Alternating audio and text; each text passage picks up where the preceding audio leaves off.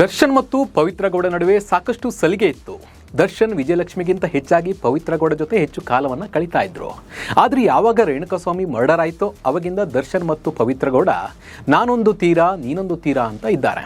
ಇಬ್ಬರು ಎಲ್ಲೂ ಕೂಡ ಭೇಟಿ ಆಗೋಕ್ಕೆ ಜಾಗ ಸಿಕ್ಕಿಲ್ಲ. ಇಬ್ಬರ ಮಧ್ಯೆ ಇದ್ದ ಬಾಂಧವ್ಯದಲ್ಲಿ ಬಿರುಕು ಕೂಡ ಕಾಣಿಸಿಕೊಂಡಿದೆ ಅಂತ ಹೇಳಿ ಮೇಲ್ನೋಟಕ್ಕೆ ಕಾಣುತ್ತೆ. ಈಗ ಇವರಿಬ್ಬರು ಒಬ್ಬರನ್ನೊಬ್ಬರು ನೋಡೋಕೆ ಸಿಗೋ ಒಂದೇ ಒಂದು ಜಾಗ ಅಂದರೆ ಅದು ಕೋರ್ಟ್.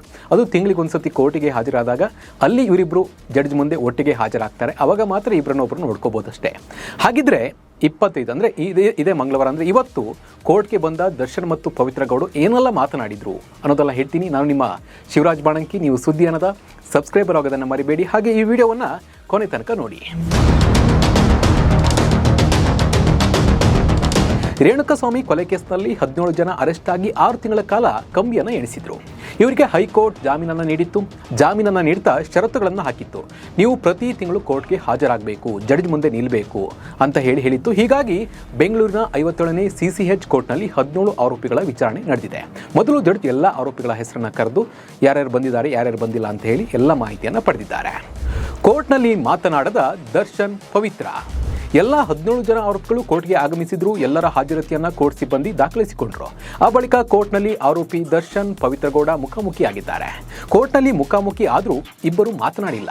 ಕಳೆದ ಬಾರಿ ಕೋರ್ಟ್ಗೆ ಬಂದಾಗ ದರ್ಶನ್ ಹಾಗೂ ಪವಿತ್ರ ಪರಸ್ಪರ ಸಂಭಾಷಣೆಯನ್ನು ನಡೆಸಿದ್ರು. ಈ ಬಾರಿ ಕೋರ್ಟ್ನಲ್ಲಿ ಇಬ್ಬರು ಮಾತಾಡಿಲ್ಲ. ಈ ವಿಚಾರ ಸಾಕಷ್ಟು ಕುತೂಹಲವನ್ನು ಮೂಡಿಸಿದೆ. ವಿಚಾರಣೆ ನಡೆಸಿದ ಬಳಿಕ ಮುಂದಿನ ವಿಚಾರಣೆಯನ್ನು ಏಪ್ರಿಲ್ 8ಕ್ಕೆ ಕೋರ್ಟ್ ಮುಂದಿಟ್ಟಿದೆ. ಇಲ್ಲಿ ದರ್ಶನ್ ಮಾತನಾಡ್ತಾರೆ ಅಂತ ಪವಿತ್ರ ಗೌಡ ಬಹಳ ಕಾತರದಿಂದ ಕಾಯ್ತಾ ಇದ್ರು ಅನ್ಸುತ್ತೆ. ಬಟ್ ದರ್ಶನ್ ಮಾತಾಡ್ಸೋಕೆ ಹೋಗಿಲ್ಲ. ಇನ್ನು ದರ್ಶನ್ ಪವಿತ್ರ ಗೌಡ ಕಡೆ ಮುಖ ಎತ್ತಿ ಕೂಡ ನೋಡಿಲ್ಲ, ಹೇಗಿದೆಯಾ ಅನ್ನೋದನ್ನು ಕೂಡ ಕೇಳಿಲ್ಲ. ಹಾಗೆ ಪವಿತ್ರ ಗೌಡ ಕೂಡ ದರ್ಶನನ್ನ ಮಾತನಾಡಿಸುವ ಪ್ರಯತ್ನ ಮಾಡಿಲ್ಲ. ಇಬ್ಬರು ಮಾತನಾಡಿದರೆ ಮತ್ತೆ ದೊಡ್ಡ ಸುದ್ದಿ ಆಗುತ್ತೆ ಅನ್ನೋ ಕಾರಣಕ್ಕೋ ಅಥವಾ ಇಷ್ಟಾಗಿದ್ದೇ ಸಾಕು, ಇನ್ನು ಪವಿತ್ರ ಗೌಡ ಸಾಹಸವೇ ಸಾಕು ಅನ್ನೋ ಕಾರಣಕ್ಕೋ ದರ್ಶನ್ ಅವರನ್ನ ಮಾತನಾಡಿಸೋಕೆ ಹೋಗಿಲ್ಲ. ಮಾತನಾಡಿದ್ರೂ ಚರ್ಚೆ ಆಗುತ್ತೆ, ಮಾತನಾಡಿಲ್ಲ ಅಂದ್ರೂ ಚರ್ಚೆ ಆಗುತ್ತೆ. ಹಾಗಾಗಿ ದರ್ಶನ್ ಪವಿತ್ರ ಗೌಡರಿಂದ ದೂರನೇ ಉಳಿದಿದ್ದಾರೆ ಅನ್ಸುತ್ತೆ. ಇನ್ನು ಜನವರಿ 10ರಂದು ನಡೆದಿದ್ದ ಕೋರ್ಟ್ ವಿಚಾರಣೆ ವೇಳೆಯೂ ದರ್ಶನ್ ಪವಿತ್ರ ಗೌಡ ಮುಖಾಮುಖಿಯಾಗಿದ್ರು. ಈ ವೇಳೆ ಇಬ್ಬರು ಮಾತನಾಡಿದ್ರು. ಆದರೆ ಈ ಬಾರಿ ಮಾತನಾಡಿಲ್ಲ. RR ನಗರದ ಮನೆಯಿಂದ ದರ್ಶನ್ ಕೋರ್ಟ್ಗೆ ಹೊರಟಾಗ ಕೆಲ ಅಭಿಮಾನಿಗಳು ಮನೆ ಮುಂದೆ ಜಮಾಯಿಸಿದ್ರು. ದರ್ಶನ್ ಕೈಕುಲುಕಿ ಅಭಿಮಾನಿಗಳು ವಿಶ್ ಅನ್ನ ಮಾಡಿದ್ರು. ಕೆಲವರು ನೆಚ್ಚಿನ ನಟನ ಕಾಲಿಗೂ ಕೂಡ ಬಿದ್ರು. ಆ ಬಳಿಕ ಕಾರೇರಿ ಅವರು ಕೋರ್ಟ್ಗೆ ಬರ್ತಾರೆ. ಆದರೆ ಕೋರ್ಟ್ನಲ್ಲಿ ಬಂದಾಗ ದರ್ಶನ್ ಮತ್ತು ಪವಿತ್ರ ಗೌಡ ಮಾತನಾಡಿಲ್ಲ ಅನ್ನೋದು ಈಗ ಸದ್ಯದ ಸುದ್ದಿ. ದರ್ಶನ್ ಜೈಲಿಗೆ ಹೋಗಿದ್ದು ವಿಜಯಲಕ್ಷ್ಮಿಗೆ ಪ್ಲಸ್ ಆಯ್ತಾ? ಹೌದು. ಇನ್ನು ದರ್ಶನ್ ಮರ್ಡರ್ ಕೇಸ್ನಲ್ಲಿ ಜೈಲಿಗೆ ಹೋಗಿದ್ದು ಒಂಥರ ವಿಜಯಲಕ್ಷ್ಮಿಗೆ ಒಳ್ಳೆಯದೇ ಆಯಿತು ಅನ್ಸುತ್ತೆ. ಯಾಕಂದರೆ ದರ್ಶನ್ ಈ ಕೇಸ್ಗೂ ಮೊದಲು ಹೆಂಡತಿ ಜೊತೆ ಅಷ್ಟಕ್ಕಷ್ಟೇ ಇದ್ದರು. ಅವ್ರು ಹೆಚ್ಚಾಗಿ ಯಾರು ಪವಿತ್ರ ಗೌಡ ಜೊತೆನೇ ಕಾಲ ಕಳೀತಾ ಇದ್ರು. ಯಾವಾಗ ಗಂಡನನ್ನು ಬಿಡಿಸೋಕೆ ವಿಜಯಲಕ್ಷ್ಮಿ ಒದ್ದಾಡಿದ್ರು, ಗಂಡನ ಪರವಾಗಿ ನಿಂತರು, ಆವಾಗ ದರ್ಶನ್ ಹೆಂಡತಿ ಮೇಲೆ ಪ್ರೀತಿ ಜಾಸ್ತಿ ಆಗಿದೆ. ಪವಿತ್ರ ಗೌಡ ಗೆಳೆತನಕ್ಕೆ ಬ್ರೇಕ್ ಬಿದ್ದಿದೆ. ಇದರಿಂದ ಇವರ ಸಂಸಾರ ಚೆನ್ನಾಗಾಗಿದೆ ಅನ್ನೋದು ಫ್ಯಾನ್ಸ್ ಅವರ ಅಭಿಪ್ರಾಯ ಕೂಡ ಎಲ್ಲರ ಅಭಿಪ್ರಾಯ. ಈ ಸಂಸಾರ ಹೀಗೆ ಇರಲಿ, ಯಾರ ಕಣ್ಣು ಈ ಸಂಸಾರದ ಮೇಲೆ ಬೀಳದೆ ಇರಲಿ ಅಂತ ಹೇಳಿ ಫ್ಯಾನ್ಸ್ ಕೂಡ ಪ್ರಾರ್ಥನೆ ಮಾಡ್ತಾ ಇದ್ದಾರೆ.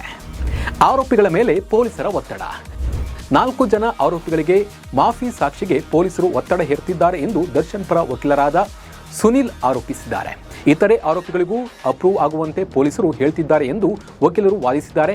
ಈ ಬಗ್ಗೆ ಪ್ರತಿಕ್ರಿಯಿಸಿದ ಜಡ್ಜ್ ಜೈಶಂಕರ್, ನೀವು ಈ ಬಗ್ಗೆ ಅರ್ಜಿ ಹಾಕಿದರೆ ವಿಚಾರಣೆ ನಡೆಸಬಹುದು ಎಂದಿದ್ದಾರೆ. ಅರ್ಜಿ ಹಾಕಲು ಕೋರ್ಟ್ ಸೂಚಿಸಿ ವಿಚಾರಣೆ ಮುಂದೂಡಿದ್ದಾರೆ. ಒಟ್ಟಿನಲ್ಲಿ ದರ್ಶನ್ ಮತ್ತು ಪವಿತ್ರ ಗೌಡ ಹಳೆಯದನ್ನೆಲ್ಲ ಮರೆತು ಹೊಸ ಜೀವನ ಕಟ್ಟಿಕೊಳ್ತಾ ಇದ್ದಾರೆ. ಇದರಿಂದ ದರ್ಶನ್ ಮತ್ತು ವಿಜಯಲಕ್ಷ್ಮಿ ಬಾಂಧವ್ಯ ಮತ್ತಷ್ಟು ಹತ್ತಿರ ಆಗ್ತಾ ಇದೆ. ಫ್ಯಾನ್ಸ್ ಕೂಡ ಇದರಿಂದ ಸಾಕಷ್ಟು ಖುಷಿಯಾಗಿದ್ದಾರೆ. ಈ ಬಗ್ಗೆ ನಿಮ್ಮ ಅನಿಸಿಕೆ ಮತ್ತು ಅಭಿಪ್ರಾಯವನ್ನು ಕಮೆಂಟ್ ಮೂಲಕ ತಿಳಿಸಿ. ನಮಸ್ಕಾರ.